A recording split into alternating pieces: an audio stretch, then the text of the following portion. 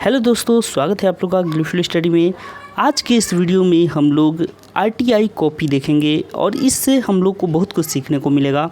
इस कॉपी से हम लोग सीख पाएंगे कि आखिर कौन कौन सी गलतियां होती हैं जिसके कारण मार्क्स कटते हैं। तो जैसा कि ये आप आरटीआई कॉपी देख पा रहे हैं, अगर आप चाहते हैं इस तरह का आरटीआई कॉपी देखना, यानी कि अगर आपने पहले एग्ज़ाम नहीं दिया है तो आप इसको हमारे वेबसाइट से डाउनलोड कर सकते हैं। और एक आपको ब्लैंक, पूरा ब्लैंक, यहाँ पे जैसे ये सब लिखा हुआ है वो बिल्कुल लिखा नहीं रहेगा, एकदम खाली होगा, ये सारे बॉक्सेस खाली मिलेंगे। इसी तरह का फॉर्मेट अपलोड किया गया है वेबसाइट पर, आप वहाँ से डाउनलोड कर लीजिए और घर में प्रैक्टिस करिए। कई सारे कमेंट आए थे बहुत सारे स्टूडेंट्स का कि उन लोगों की कॉपी रिजेक्ट की गई थी और उनको 0 मार्क्स मिला था। किस कारण से? किसी ने सिग्नेचर छोड़ दिया था, तो किसी ने इसमें कुछ गलती कर दी थी, किसी ने थंब इम्प्रेशन में कुछ गलती कर दिया था। तो ये सब गलतियों से बचने का एक ही तरीका है कि आप घर में प्रैक्टिस करें। ठीक है, तो चलिए आगे देखते हैं इसमें कितने मार्क्स मिले हैं, पहले वो देख लेते हैं। यहाँ पर आप देख सकते हैं 37 मार्क्स मिला है 50 में। ठीक है, 37 नंबर मिला है और ये 37 मिला है, तो आखिर इसमें क्या गलती हुई होगी जिसके कारण थोड़ा मार्क्स कट गया है। तो चलिए उन सबको हम लोग डिटेल में समझ लेते हैं। यहाँ पे जैसे ही नीचे आएंगे, ठीक है, देखिए नीचे आने के बाद ये एक पेज आपको एक्स्ट्रा दिख रहा होगा, बाकी आरटीआई कॉपी में नहीं था लेकिन इसमें ये एक्स्ट्रा दिख रहा है क्योंकि इसमें क्वेश्चन भी मंगाए गए थे। ठीक है, तो चलिए इसमें देखते हैं। हालांकि अभी क्वेश्चन नहीं आया है, जैसे ही आएगा रिप्लाई के तौर पे तो कैंडिडेट्स हमें भेजेंगे तो हम लोग ज़रूर आपसे शेयर करेंगे।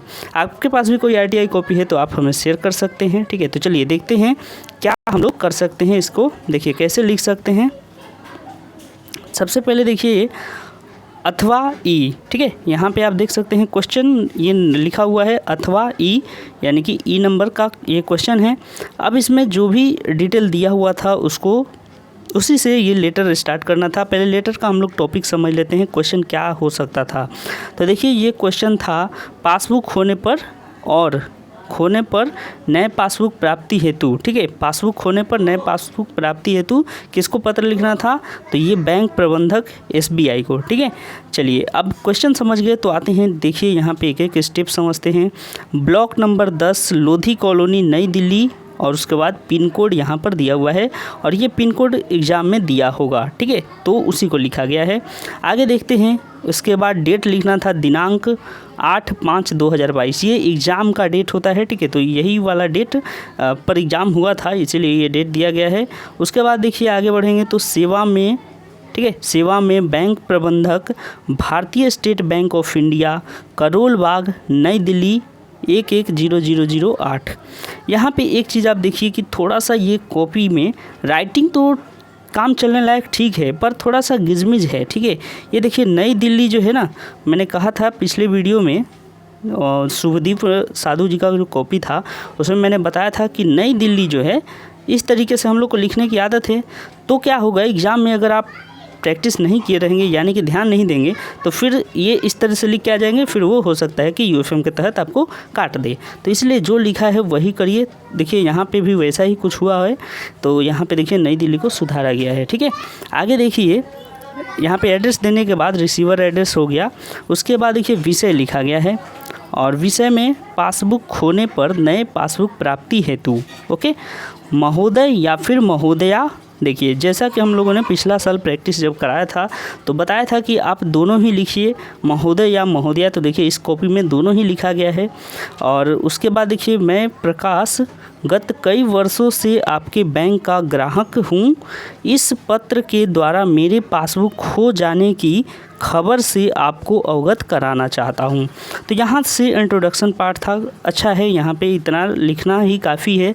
और यहाँ पे देखिए आप देखेंगे कि थोड़ा सा गिजमिज है, राइटिंग तो ठीक है काम चलने लायक, लेकिन थोड़ा सा गिजमिज है, मतलब कि उतना क्लीन ये दिख नहीं रहा है। थोड़ा सा इनको छोटा छोटा लिखने की ज़रूरत है और बढ़िया लिखने की ज़रूरत है ताकि एग्जामिनर को कोई दिक्कत ना हो। और यहाँ पे आप जो नाम दिख रहे हैं, ठीक है, ये देख रहे हैं नाम प्रकाश, ये दिया हुआ होगा क्वेश्चन में तभी लिखा गया है। ठीक है, तो अपने से कुछ भी ऐड नहीं करना है, नाम वाम लेकर। ओके, अब यहाँ पे क्या हुआ कि इन्होंने तो इंट्रोडक्शन दे दिया, अब इसके बाद फिर शुरू करना है बॉडी पार्ट। तो बॉडी पार्ट कैसे लिखना चाहिए वो देख लेते हैं। देखिए बॉडी पार्ट में क्या लिखा है इन्होंने, कई महीनों से घर के कार्यों में व्यस्तता के कारण मैंने पासबुक अपडेट नहीं कराया था।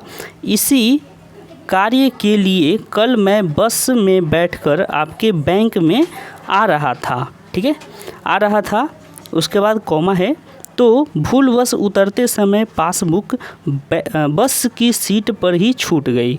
बस गुजर जाने के 10 मिनट बाद मुझे ख्याल आया, तब तक देर हो चुकी थी। ठीक है, तो यहाँ तक जो है लिखा गया है इंट्रोडक्शन पार्ट, इंट्रोडक्शन नहीं, मेन बॉडी पार्ट। ये काफ़ी अच्छा लिखा गया है। और ये आपको भी लेटर लिखने से पहले एक बार थोड़ा सा थीम सोच लेना होगा। 1 मिनट का टाइम लेकर आप सोच लीजिए कि आप लिखना क्या चाहते हैं। तो इन्होंने क्या किया होगा कि पहले सोचा होगा मैटर को कि हमको ऐसा ऐसा लिखना है। तो देखिए, पहले सोच के उसके बाद इसको उतार देना है कॉपी में जैसा आप सोचे हैं। तो 10 मिनट गुजरने के बाद, बस के 10 मिनट गुजरने के बाद मुझे ख्याल आया, तब तक देर हो चुकी थी। फ़िलहाल मेरे पास पासबुक की एक फ़ोटो कॉपी मौजूद है जिस पर केवल प्रथम पृष्ठ ही अंकित है। ठीक है, मैं इसकी छाया प्रति इस पत्र के साथ संलग्न कर दे रहा हूँ। अब देखिए, यहाँ पे अंकित का मतलब क्या होता है, प्रिंटेड है। ठीक है, अंकित यानी प्रिंटेड है, और छाया प्रति यानी कि जेरोक्स। तो हिंदी शब्दों का अगर आप प्रयोग करते हैं तो काफ़ी बढ़िया रहता है, क्योंकि अगर यहाँ पे अगर इंग्लिश, ध्यान रखिएगा कि जैसे कि इंस्ट्रक्शन में लिखा भी रहता है कि आप इंग्लिश टर्म यूज़ नहीं कर सकते। आप अगर इस तरीके से लिख देते ना जेरोक्स, तो फिर ये काट के आपको 0 दे देता। तो आप जेरोक्स हिंदी में लिख सकते हैं। ठीक है, जेरोक्स अगर लिखना हो तो मान लेते हैं छाया प्रति नहीं आ रहा है, तो आप इस तरीके से कुछ जेरोक्स लिख दीजिए, वो चलेगा। लेकिन आप हिंदी जितना यूज करेंगे काफ़ी बढ़िया होगा। तो देखिए, यहाँ पे वैसा ही कुछ किया गया है। मैं इसकी छाया प्रति इस पत्र के साथ संलग्न कर दे रहा हूँ। आपसे विनम्र निवेदन है कि आप मेरे खोए हुए पासबुक के बदले नया पासबुक प्रदान करने की कृपा करें। तो अब हम लोग कहाँ प्रवेश कर चुके हैं, यहाँ पे ध्यान दीजिएगा। लास्ट जो कंक्लूजन पार्ट होता है वहाँ से अब स्टार्ट कर रहे हैं। ठीक है, तो यहाँ से आपको भी कंक्लूजन कुछ ऐसा देना चाहिए जिससे कि पॉइंट वैलिड लगे। ठीक है, तो देखिए, यहाँ से आपसे विनम्र निवेदन है कि आप मेरे खोए हुए पासबुक के बदले नया पासबुक प्रदान करने की कृपा करें। नया पासबुक पाना मेरे लिए आवश्यक है, क्योंकि मैं अधिक पढ़ा लिखा नहीं हूँ और मोबाइल सेवाओं का उपयोग नहीं जानता हूँ।